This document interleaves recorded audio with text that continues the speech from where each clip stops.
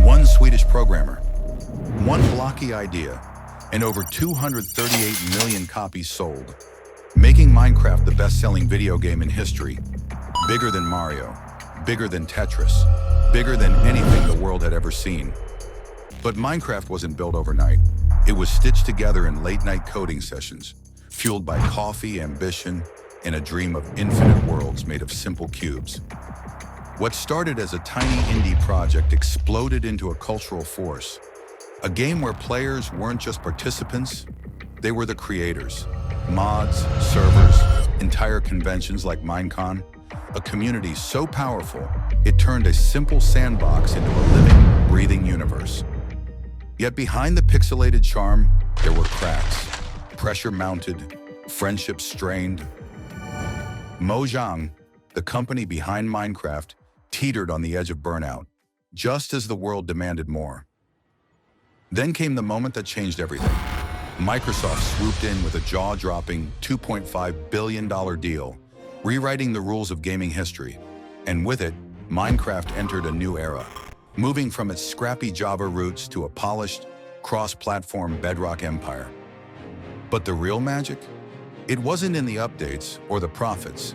It was in the millions of players, young and old, who built kingdoms, coded contraptions, and reshaped the very idea of what a game could be. This isn't just a story about blocks. It's a story about legacy, about how a spark became a revolution, and how Minecraft, against all odds, became the blueprint for the future of gaming itself. In the beginning, there was just an idea, in a few rough pixels. In May 2009, a Swedish programmer named Marcus Notch Persson sat down after work to tinker with a passion project. He had been inspired by the blocky creativity of games like Infinimeter and the expansive dungeon worlds of Dungeon Keeper. What if, he imagined, you could build anything out of blocks in a never-ending, explorable world? What if the player could dig into the earth, shape it, and create their own adventures? Late one night, Persson compiled a primitive build of his experiment, initially calling it Cave Game. The graphics were crude and the gameplay bare bones, but something about this blocky world felt pure and captivating. Excited, he shared the first playable version on an indie game forum on May 17, 2009. That humble upload, later dubbed Minecraft Classic, marked the birth of a phenomenon. In those early days, there were no monsters, no crafting, not even a way to win or lose. Players spawned in a colorful, randomly generated terrain made of giant cubes, dirt, stone, water, and lava, and could dig and build to their heart's content. It was a sandbox in the truest sense. No goals, just creativity. Yet within that simplicity lay the foundation of something revolutionary. Early testers found themselves oddly mesmerized. They dug tunnels into hillsides, stacked blocks into crude shelters, and carved out their own little worlds. Minecraft's classic version lacked much of what we've come to know in the game today, but the building blocks were there. Word of this strange new block world spread quickly through the gaming underground. By the end of 2009, Notch was regularly updating Minecraft, responding to player feedback from the forums. A small but fervent community began to form around the game's endless potential. Each new update added a little more life. First came creative and survival modes branching off from the classic prototype. Then new block types, then rudimentary items. Even in this infancy, players were sharing screenshots of their creations. Blocky castles, sky bridges, pixel art statues, proudly displaying what they built in this digital Legoland. But Minecraft's journey was only just beginning. The quiet experiment of one man working late hours was about to escape the confines of that Stockholm apartment and take on a life of its own. The stage was set for a revolution in gaming. All it needed was a spark. And in the winter of 2010, that spark ignited a wildfire. Minecraft entered its alpha phase in 2010, and the lone project of Notch Persson transformed into a full-fledged indie sensation. By January 2010, the game had already amassed over 100,000 registered players, staggering growth for something less than a year old and not even officially released. Every few weeks brought a new update, and with each update, the world of Minecraft grew richer. In late January 2010, Notch added a fundamental piece of the puzzle, the crafting system finally making good on the craft in Minecraft. Suddenly, players could combine resources, wood, stone, iron, to forge tools and weapons. The simple loop of dig, loot, craft, repeat was born, and it changed everything. As spring turned to summer, minecarts rolled in by June 2010, letting players create rickety roller coasters through their mines. By August, rudimentary multiplayer arrived, allowing friends to survive together in the same blocky world for the first time. What had been a solitary toy became a social sandbox, one where stories, collaborations, and even friendly rivalries could unfold. Small communities sprang up, friends hosting servers, building towns, and gigantic sculptures side by side. Minecraft wasn't just a game you played, it was a world you inhabited with others. The momentum was explosive. By early 2011, Minecraft's player base was growing exponentially. In fact, by January 2011, still in beta, Minecraft hit 1 million purchases. By June 2011, that number had ballooned to 10 million registered users. And all this before the game's official 1.0 launch. The gaming world took notice. What was this strange, graphically simple indie game capturing hearts and minds? Major news outlets ran stories on it. Gamers who hadn't tried it yet felt they were missing out on a cultural moment. Behind the scenes, the one-man show was evolving into a team effort. Flush with revenue from millions of eager players, Notch founded Mojang AB as an official game studio in late 2010. He hired a small crew of trusted friends and talented modders from the community. Among them was a quiet, skilled programmer named Jens Jeb Bergensten, who had been collaborating with Notch and contributing ideas. Mojang moved into a real office in Stockholm, bringing this ragtag band together under one roof. The timing couldn't have been better, as a monumental milestone loomed: the full release of Minecraft 1.0. The official launch of Minecraft 1.0 was orchestrated as a grand event at the first-ever Minecon convention in November 2011. What had started as a modest gathering of a few dozen fans in past years exploded into a sold-out venue in Las Vegas with 5,000 attendees. Many of these fans had been with the game since the early days and showed up in person to celebrate how far it had come. On stage, the atmosphere was electric. In a playful bit of theater, Notch stood at the center of the stage wearing his trademark black fedora, hand on a giant red lever. This would be the symbolic launch. 3, 2, 1.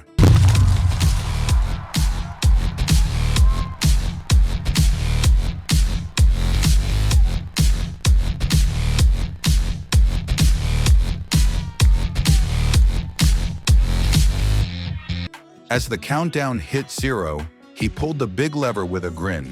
The hall erupted in cheers. In that moment, Minecraft was officially released to the world.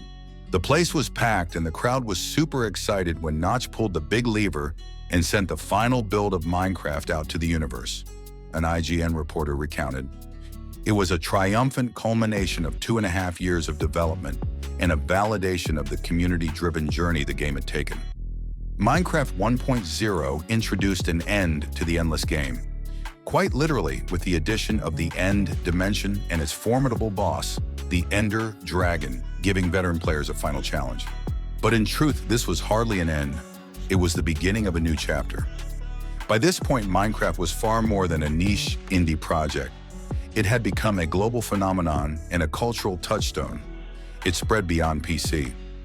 In late 2011, Mojang launched Minecraft, Pocket Edition on mobile devices, and even a specialized version for the Sony Xperia Playphone. The following year would see it land on consoles, starting with Xbox 360, taking the Blocky adventure into living rooms worldwide. In the span of just over 2 years, Minecraft had evolved from a one-man alpha to a genre-defining juggernaut. It sold millions of copies, broke gaming convention rules, and proved that players, if given a toolbox and freedom, could entertain themselves for endless hours.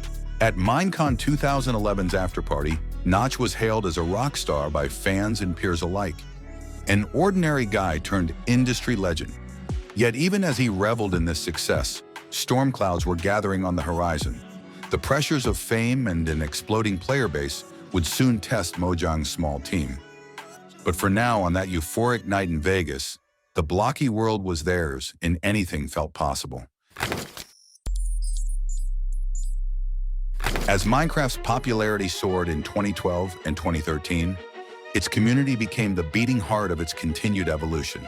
This wasn't just Mojang's game anymore. It belonged to the players. On YouTube, creators were releasing catchy music parodies. TNT, a Minecraft spoof of Tayo Cruz's song, I came to dig, dig, dig, dig. I'll build a city, I'm so big, big, big, big. Just wait a sec, gotta kill this pig, pig, pig, pig. Racked up millions of views, while others spun entire adventure series and comedic skits within the game's sandbox. By 2012, Minecraft was more than a game. It was a platform for creativity and storytelling. The community's passion fed the phenomenon, bringing in wave after wave of new players who discovered the game through videos and word of mouth. Mojang embraced this fan-driven growth. They hosted annual conventions called Minecons, which grew larger each year. At Minecon 2012 in Paris and Minecon 2013 in Orlando, thousands of fans from around the world gathered, many meeting their online friends in person for the first time. These conventions were joyous celebrations of all things Minecraft. Costume contests with kids dressed as creepers and endermen, panel talks from developers and popular YouTubers, and sneak peeks of upcoming features. It was clear that Minecraft had transcended the screen. It was now a culture. Meanwhile, on the development front, mods were pushing Minecraft's limits in ways Mojang alone never could. Talented fans dove into the game's code to create new items, monsters, and game mechanics, sharing their mods freely online. Want to ride a rocket to the moon? Install the Galacticraft mod? Desire magic spells and dungeons? Mods had you covered. The Minecraft modding scene became a hotbed of innovation, and Mojang took notice. In fact, some official features were directly inspired by mods. The beloved horse update of 2013, for example, which finally introduced rideable horses into Minecraft, was sparked by a popular fan mod called Mo Creatures. Rather than shut down these unofficial additions, Mojang often hired or collaborated with the very creators who made them, blurring the line between developer and community. It was a virtuous cycle. The community expanded the game's possibilities, and Mojang, in turn, made those ideas part of the official game. With each free update, Minecraft's world became richer. In 2012, the Pretty Scary update unleashed a host of new mobs, ferocious wither bosses, bats in caves, and the introduction of the command block, a special tool that essentially allowed players to program the game. This single addition supercharged the community's creativity. Suddenly, elaborate adventure maps and minigames could be scripted within Minecraft itself. 2013's Redstone update took things even further, expanding the capabilities of Redstone to let players build complex contraptions, from working calculators to whole interactive adventure maps. One player even built a functioning 8-bit computer inside the game using redstone circuits. The line "Minecraft is the game where you can build another game inside it" started to become reality. By late 2013, the numbers were staggering. Minecraft had sold well over 20 million copies across PC, mobile, and the new console editions, making it one of the best-selling indie games ever. In 2012, LEGO released an official Minecraft brick set, bringing the game full circle into the physical world. Guinness World Records were being set, like the record for the largest convention for a single video game, when Minecon 2013's attendance hit new highs, only to be surpassed by Minecon 2015 with 10,000 attendees. Yet amidst this success, Mojang remained a tight-knit studio of friends doing what they loved. Fans adored the narrative of the humble indie underdogs defying the big industry players. Notch, with his unkempt beard and laid-back style, became a symbol of a new era of game developers. More folk hero than CEO. His early decision to not enlist any traditional publisher for Minecraft and instead sell it directly to players paid off beyond imagination. But success came with growing pains. The more Minecraft grew, the more expectations landed on Mojang's shoulders. Millions of players clamoring for updates, countless emails, fan requests, a burgeoning merchandise empire. The cheerful family atmosphere at Mojang began to strain under the weight of Minecraft's immense success. Marcus Persson, once joyfully interacting with fans on Twitter and personally writing patch notes, started to feel the pressure. After all, he had never set out to run a big company. He often quipped, "I'm just a nerdy programmer who likes to make games, not lead them." For the next chapter of Minecraft's journey, both the game and its creator were about to face something new: the stress of keeping a global phenomenon alive and the interest of giant corporations who had taken note of this Blocky goldmine. By 2014, Minecraft was everywhere. It was the best-selling PC game of the decade, a fixture in classrooms and living rooms alike, and a constant trending topic on YouTube. But inside Mojang, the very success that made Minecraft a household name was taking a personal toll. Marcus "Notch" Persson, thrust unwillingly into the spotlight, struggled with the magnitude of what Minecraft had become. "I don't see myself as a real game developer," he confessed in an emotional blog post. "I make games because it's fun, but I don't make them with the intention of them becoming huge hits." Minecraft's runaway triumph was a dream for most, but for Notch, it became an ever-growing weight on his shoulders. The community that had once been his greatest support could also turn into a source of stress. Every decision Mojang made was met with intense scrutiny from millions of passionate players. In mid-2014, Mojang announced it would start enforcing Minecraft's end-user license agreement to stop businesses from charging for in-game mods or items that gave unfair advantages. Notch believed this was the right thing to keep the game fair, but a wave of backlash erupted from a vocal part of the community who had been profiting or simply didn't like Mojang setting rules. The internet's ire zeroed in on Notch, Minecraft's public face. After weathering days of angry tweets and forum threads accusing him of selling out or ruining the fun, Persson, usually calm and witty on social media, reached a breaking point. On June 17, 2014, he fired off a tweet heard around the world. "Anyone want to buy my share of Mojang so I can move on with my life? Getting hate for trying to do the right thing is not my gig." That single frustrated tweet was half joke, half cry for relief, but it set events in motion that would forever change Minecraft's destiny. Unknown to Notch, executives at major game companies had been watching Mojang's rise closely. The moment his tweet went live, phones started ringing. Carl Manne, Mojang's CEO, was at home when he saw Notch's message. Within 30 seconds, a Microsoft executive was calling to ask if that offer was serious. In the days that followed, other giants like Activision and Electronic Arts also reached out. The indie paradise at Mojang was about to be courted by the titans of industry. For Mojang's tight-knit team, the prospect of a sale was a bombshell. Inside the studio, Notch had grown increasingly detached from Minecraft's day-to-day development.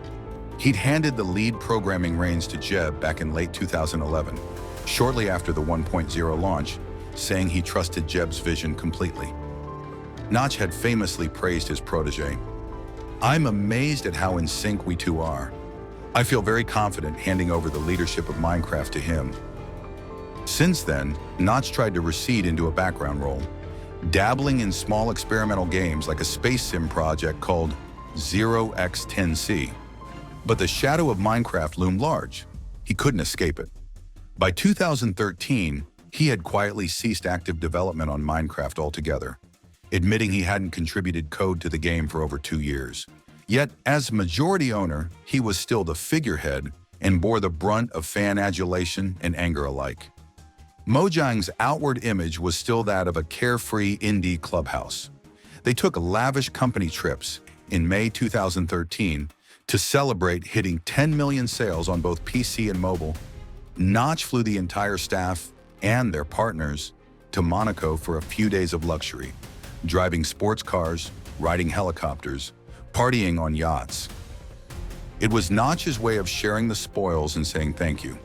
But beneath the surface, some employees felt uneasy. The founders, Notch, Corsair, and Manea, owned the company and reaped enormous profits, while rank-and-file developers and artists received standard salaries and the occasional bonus. At any other company, this would have been normal, one employee remarked.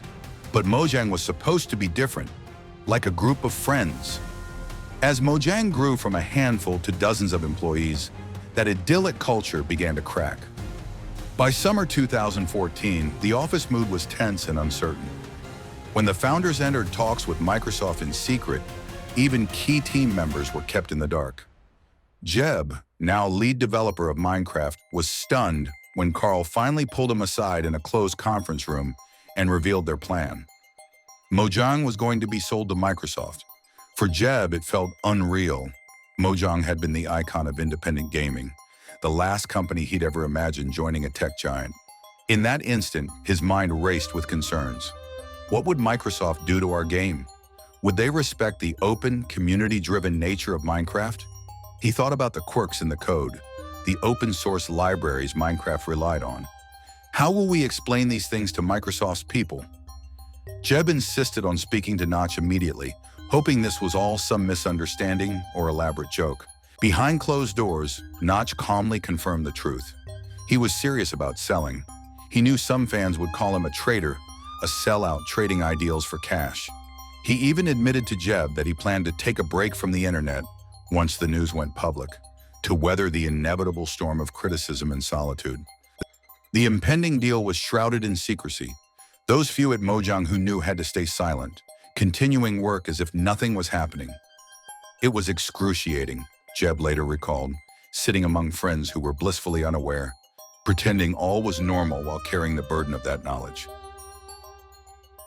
Microsoft's due diligence teams quietly began examining Minecraft's codebase, combing for any technical liabilities. It was surreal. Mojang's developers were now interfacing with Microsoft engineers under NDAs, as if living a double life. Meanwhile, to ensure Mojang's staff wouldn't all quit in masses, when news of the sale hit, Microsoft and Mojang's founders prepared hefty retention bonuses. Every Mojang employee was offered the same deal: stay at least 6 months post-acquisition and receive 2 million Swedish kroner, about $300,000, after taxes as a thank you. It was a small fortune, essentially a golden handcuff to maintain stability. Emotions at Mojang swung between betrayal and understanding. Some longtime team members felt deeply hurt that Notch would decide to walk away. People felt like the world was coming to an end, one employee said of the day the news finally broke. Even Minecraft's gentle music composer, Daniel C418 Rosenfeld, confessed, "The days before the sale went through, I felt betrayed by Marcus," though he later understood that Marcus just wants to be left alone to make little games that no one cares about. That was Notch's true wish, to step away from the monster Minecraft had become and find peace in creative obscurity. "It's not about the money, it's about my sanity," he wrote in his farewell message to fans. Those words struck a chord. The very creator of Minecraft, a game about limitless possibility, had felt trapped by his own creation success. The stage was set for a dramatic changing of the guard. Mojang, the indie darling, was poised to join forces with one of the biggest corporations on the planet. The Minecraft community braced itself, hopeful, fearful, and above all curious about what would happen next. The climax of this saga was at hand: the Microsoft acquisition. The announcement hit like a thunderbolt on September 15, 2014. Microsoft was acquiring Mojang and Minecraft for $2.5 billion. In an instant, one of gaming's biggest indie success stories became one of the biggest acquisitions in gaming history. Fans around the world were stunned. Many had thought Notch's tweet was a joke or momentary frustration, but here it was, very real, very official. For Microsoft, the move was bold but logical. Under the new CEO, Satya Nadella, Microsoft was eager to prove its commitment to games and the next generation of players. Minecraft was not just a game, it was a platform, a community, an ecosystem. Microsoft saw how earth-shaking Minecraft had become and wanted to be part of its future. Analysts noted Microsoft had huge overseas cash reserves they needed to invest. And what better investment than a global gaming phenomenon loved by kids and adults alike. According to one report, Microsoft even saw using its offshore cash to buy Mojang as a strategic way to avoid certain taxes. In the official press release, Microsoft pledged support for Minecraft on all platforms and praised the community. But fans were understandably wary.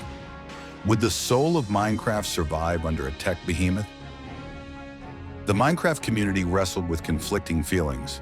Some were optimistic that Microsoft's backing would accelerate development and bring Minecraft to new heights. Others feared corporate influence would sanitize or monetize the game beyond recognition. A backlash brewed, with the loudest detractors labeling Notch a sellout for cashing in. Persson anticipated this vitriol. He exited Mojang the day of the deal's closure. Along with co-founders Carl Manet and Jakob Porser, he made no secret that leaving immediately was a condition of the sale. He wanted out completely, no half measures. Microsoft, eager to secure the deal, agreed to let the face of Minecraft walk away on day one. A highly unusual move in such acquisitions. The drama culminated in Notch's farewell letter to the public, titled, "I'm leaving Mojang." In it, he wrote with raw honesty, "I've become a symbol. I don't want to be a symbol. I'm not an entrepreneur. I'm not a CEO. I'm a nerdy programmer who likes to have opinions on Twitter." Those words echoed across gaming news sites and forums. Many fans, even those initially angry, felt a pang of empathy. The human behind the game had laid bare his soul and his limits. And just like that, Marcus Persson stepped away from the company he created, walking into a personal unknown with an astonishing $1.8 billion in cash from his 71% share of the sale. The Mojang staff, shaken but hefty bonuses in hand, braced themselves for new management. On Microsoft's side, the Xbox division celebrated. This was a long-term play, a bet on a game that could be the next generation's Minecraft many times over. They didn't just buy a game. They bought the loyalty of tens of millions of future customers, a universe of user-created content, and a brand with virtually infinite potential. The acquisition closed in November 2014. Minecraft officially had a new home. Phil Spencer personally welcomed Mojang to the Microsoft family, tweeting assurances that they would nurture and grow the franchise in alignment with the community's expectations. For the remaining Mojang team, including key figures like Janus Bergensten and art director Jens Junkboy Thompson, the message from their new bosses was largely, keep doing what you're doing. Jeb stayed on as Minecraft's lead designer, providing continuity. Still, the question loomed, what would Microsoft do with Minecraft? In the boardrooms of Redmond, WA, plans were already taking shape. Cross-platform integration, console exclusives, educational editions, merchandising on a scale never seen before. The possibilities were tantalizing, but first they had to reassure the community that this beloved game was in good hands. To Microsoft's credit, they played it smart and cautiously at first. There were no immediate drastic changes, no Xbox exclusivity or subscription fees forced on players. The new owners seemed to understand that Minecraft's success depended on the trust and passion of its fans. In a way, this moment was the end of Minecraft's first era, the indie era, and the beginning of a new one. The coming years would see Minecraft transformed yet again, under new stewardship, reaching heights even Notch might not have imagined. The bedrock of Minecraft's future had been laid by this deal, and soon it would literally be called just that.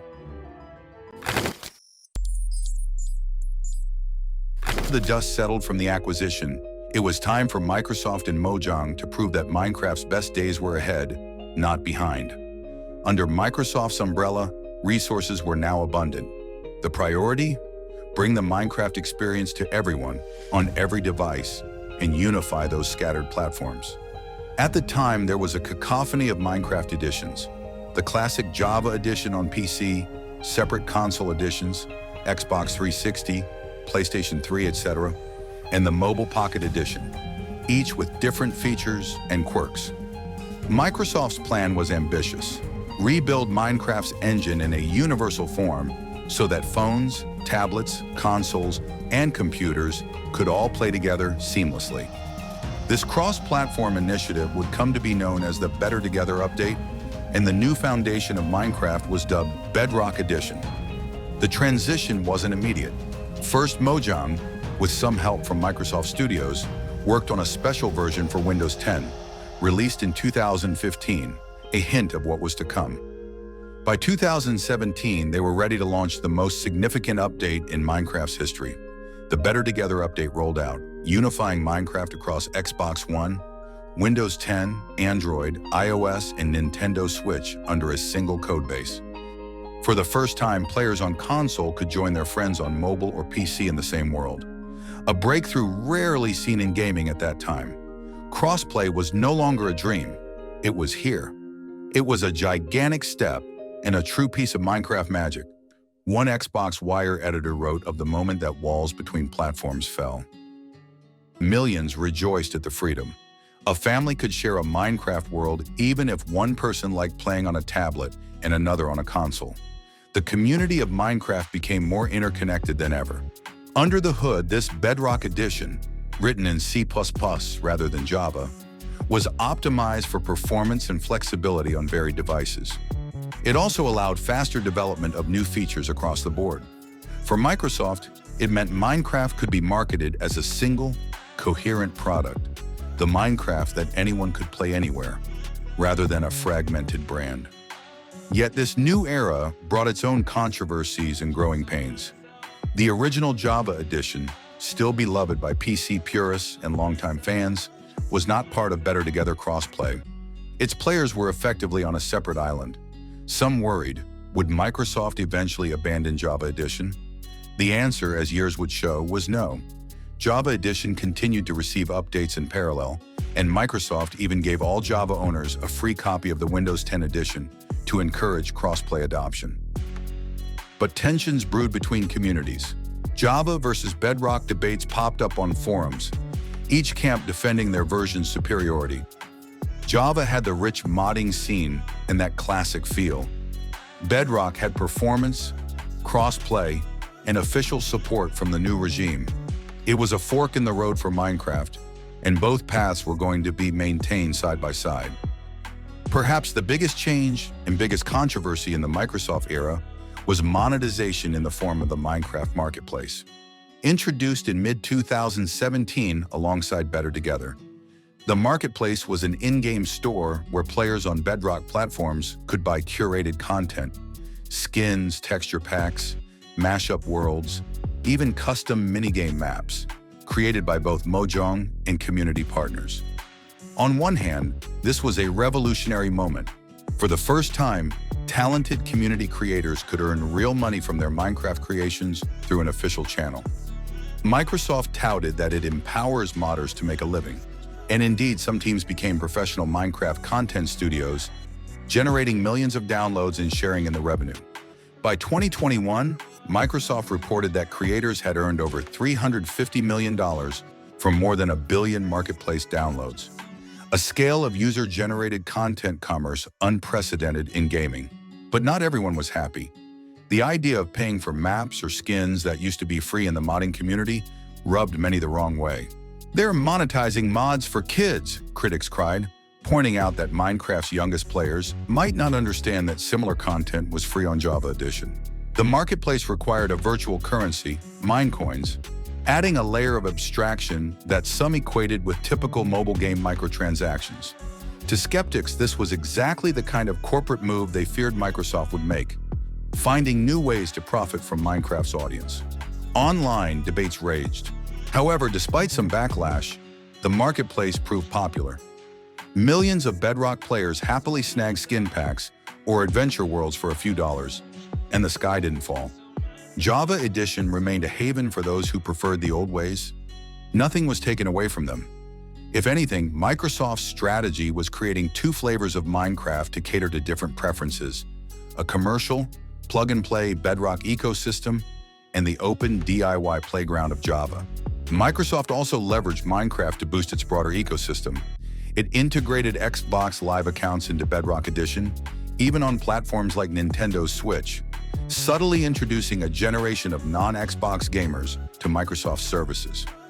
In 2017, they showcased Minecraft's future tech potential with a jaw-dropping demo of Minecraft in AR, augmented reality, on the HoloLens headset, projecting a player's Minecraft world as a 3D hologram on a table in front of a live audience.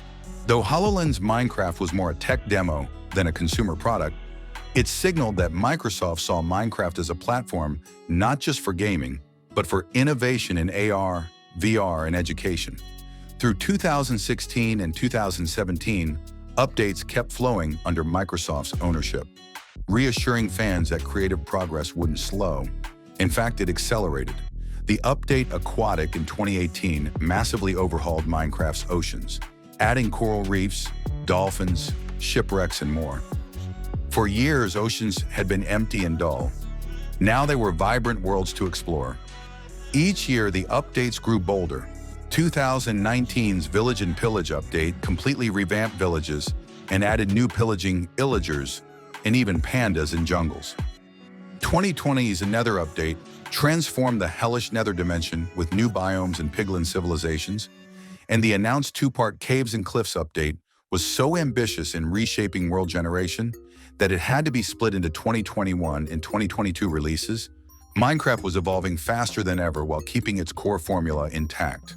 The gameplay innovations continued, and the community often cheered these changes, especially since Mojang involved them via feedback programs and even letting players vote on new content in annual online events.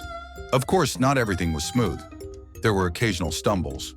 For instance, in 2018, Microsoft had to cancel a project called Minecraft Earth, a Pokemon Go-style AR mobile game that let players build in the real world with AR blocks, due to low uptake and the pandemic making outdoor play difficult.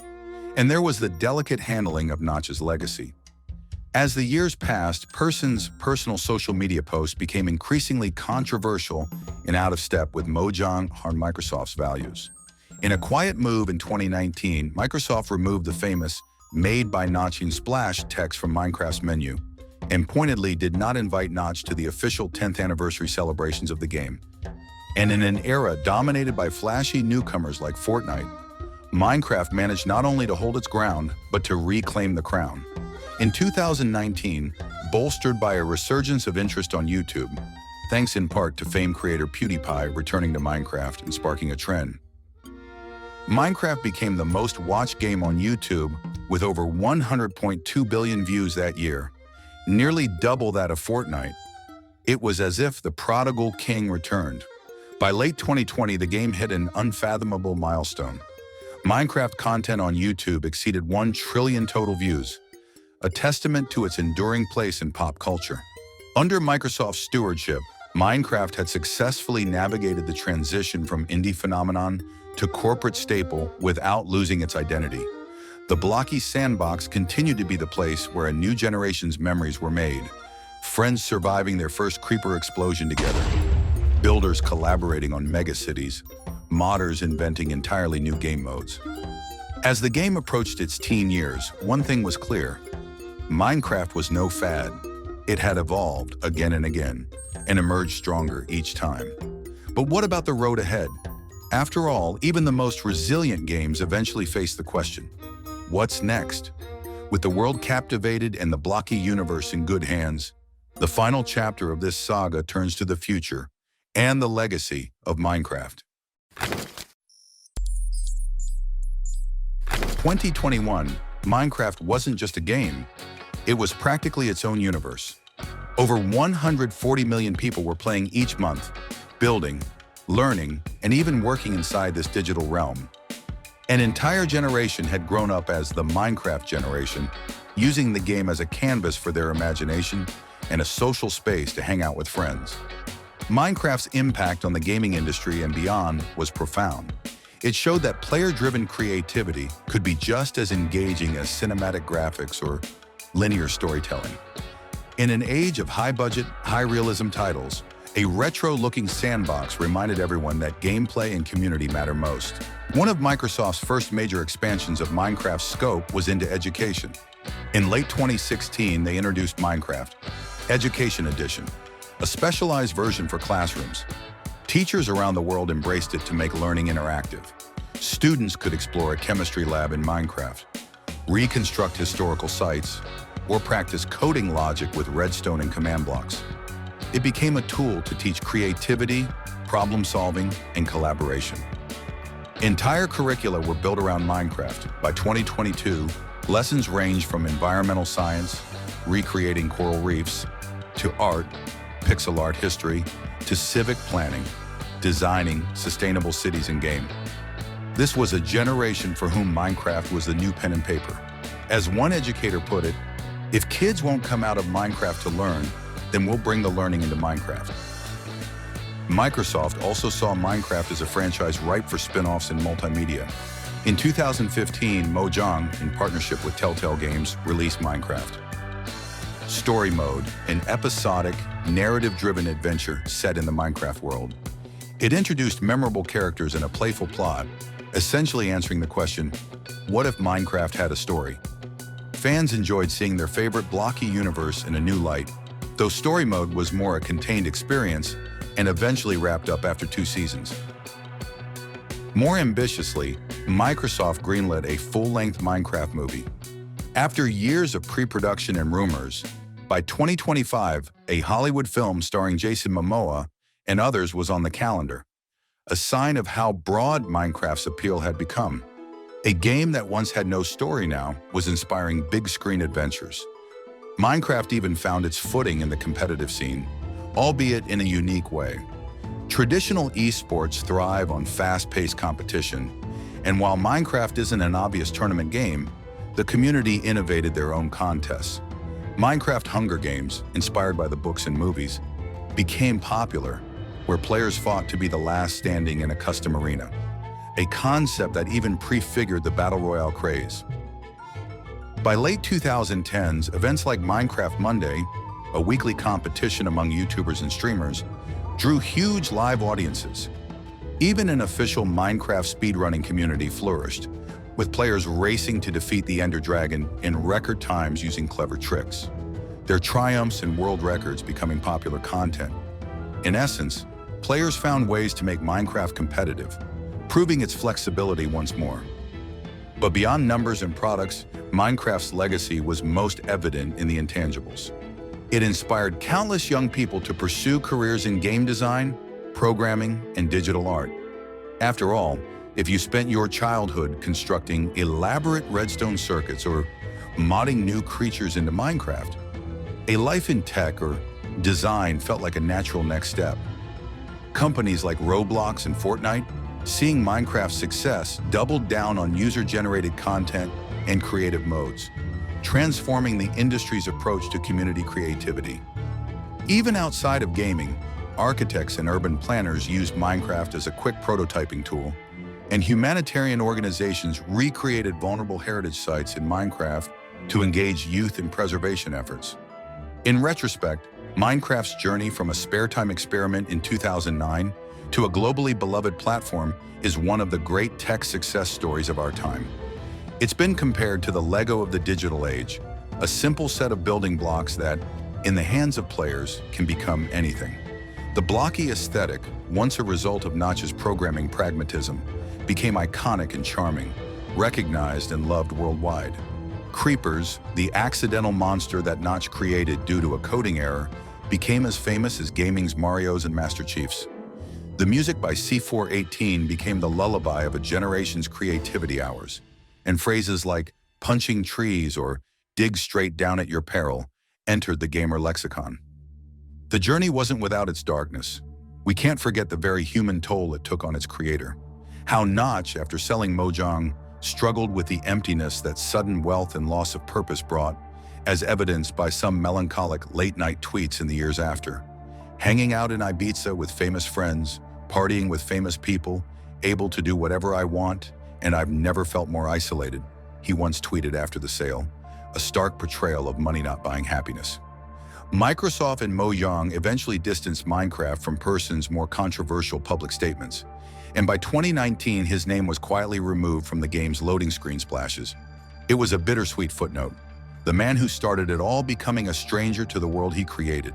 But perhaps, as he had wished, he got to be just another guy making small games again, away from the limelight. Meanwhile, Jens Jeb Bergensten emerged as the steady steward of Minecraft's soul. Remaining at Mojang through all the transitions, Jeb became the quiet hero, beloved by the community for keeping Minecraft's updates frequent and fantastic, and respected for his humble, thoughtful approach. Fans would cheer his name at Minecon live streams whenever new features were unveiled, knowing that behind his polite smile was the guiding hand that had kept Minecraft fun and authentic.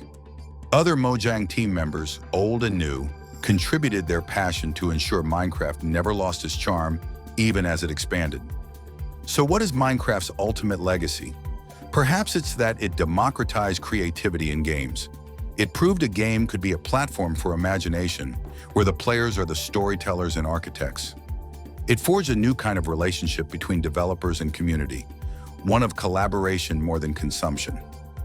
The modding scene, the marketplace creators, the YouTubers and streamers, they all became an extension of Minecraft's development team and spirit. Minecraft also taught an industry that longevity beats flash-in-the-pan success. Here was a game, not dramatically different in concept from how it was in 2011, still topping charts in 2025. Its constant growth and regrowth, such as its 2019 resurgence, showed that a well-loved sandbox can be evergreen, adapting to the times without losing its core appeal. Moreover, Minecraft brought joy and creativity to hundreds of millions. In a world of competition and conflict, Minecraft offered a space where people could just be creative together. It became a shared language across cultures.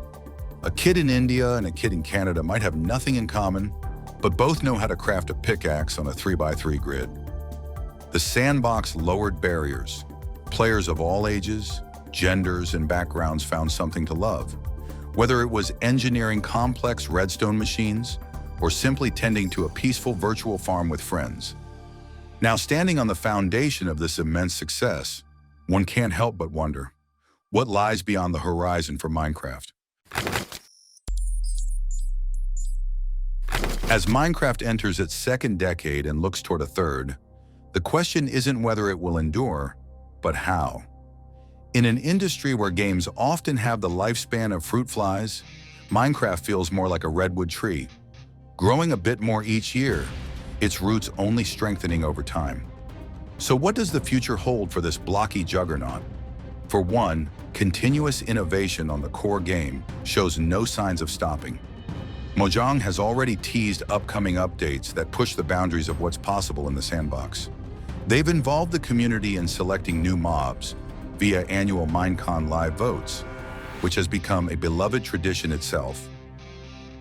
There's a sense that no aspect of Minecraft's world is off limits for improvement. Mountains got taller and caves got deeper with caves and cliffs. Who knows, perhaps the end dimension will get an overhaul next.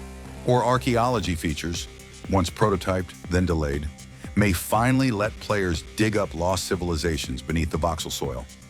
The beauty of Minecraft's design is that it can always expand, new biomes, new creatures, new mechanics, without breaking what's already there. It's like an infinite canvas that can be painted with ever more detail.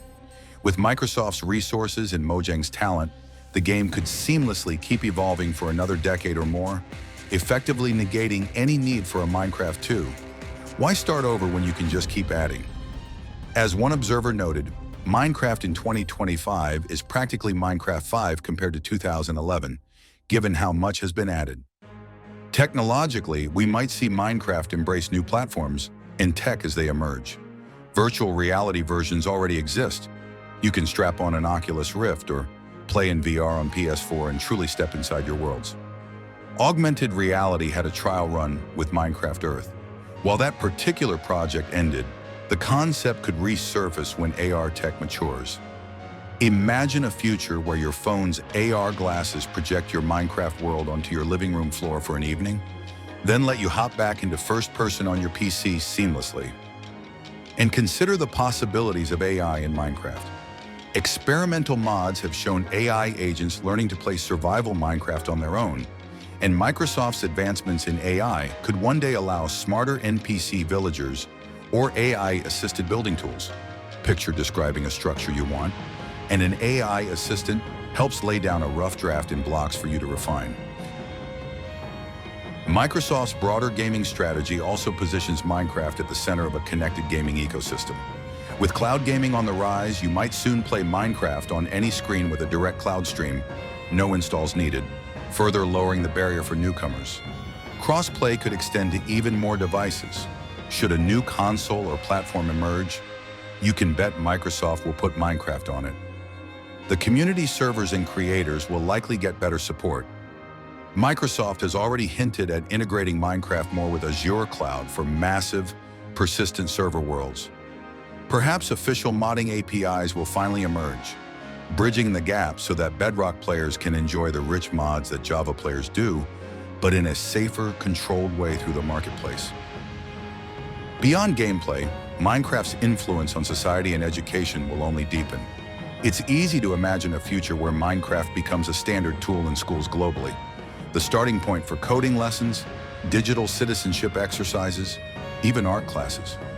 As remote collaboration becomes more common, who says work meetings couldn't take place in a cozy Minecraft lodge by a virtual fireplace? It sounds whimsical, but Minecraft's blend of creativity and social presence has a way of adapting to serious uses without losing its charm. And then there's the cultural legacy. We are already seeing young adults who credit Minecraft for their careers and friendships. In 20 years, when those people are leaders and innovators, who knows what role Minecraft might still be playing? Perhaps they'll be using it to conceptualize skyscrapers or simulate city infrastructure before implementation. Or perhaps it will simply live on in the cultural memory, like a beloved children's book series that generations pass down. Except in Minecraft's case, each generation gets to create their own tales within it. One of the most thought-provoking questions is, how long can Minecraft keep growing without fundamentally changing? Will there come a time when a successor is needed to rewrite the engine from scratch for quantum computing or whatever new platform arises in 2040? Or is Minecraft truly eternal, like digital clay that can be remolded indefinitely? If any game could achieve a kind of immortality, Minecraft is a prime candidate. It's not bound to a narrative that ends, nor to technology that easily becomes obsolete. Its simplicity is its longevity. As long as there are humans who find joy in creation and imagination, Minecraft's core appeal can remain relevant. The exact forms may change. Perhaps the blocks get smaller or more detailed with advanced tech, or maybe interfaces become more immersive. But the heart, break blocks, collect resources, build, dream anything, is timeless. In a way, the story of Minecraft is a looping narrative of empowerment and creativity. It empowered Notch to create the game he wanted without gatekeepers. It empowered a global community to shape the game's evolution and make it their own. It empowered Microsoft to rethink how a big company can engage with a massive fan-driven title. And it continues to empower players to test the limits of their imagination. Its evolution from classic to Bedrock and Beyond is not just a timeline of game updates and corporate deals. It's a saga of people, designers, players, teachers, children, CEOs, all connected by the simple joy of placing one block next to another and seeing what happens next. Minecraft's journey is far from over. As the sun rises on whatever comes next, be it new adventures, new technology, or a new generation of players logging in for the first time, the Blocky world remains as inviting as ever. From the humblest cave to the edge of the end, Minecraft has taught us that the only limit is our imagination. And if the past is any guide, that imagination will keep expanding this universe forever. The story of Minecraft is still being written, block by block, update by update, heart by heart, and we can't wait to see where it goes next. So, from a single block placed in a flat world, to millions of players crafting, mining, and dreaming across every corner of the planet, Minecraft didn't just build castles and cities. It built memories. It built friendships. It built legacies. If you've ever punched a tree, mined for diamonds, or stood at the edge of a cliff with nothing but a dream and a pickaxe, you're part of this world forever. If you felt even a single heart of nostalgia from this journey, smash that like button like it's a block of diamond ore. Share this with your fellow adventurers, and don't forget to hit subscribe, because here, we're just getting started on building something legendary together.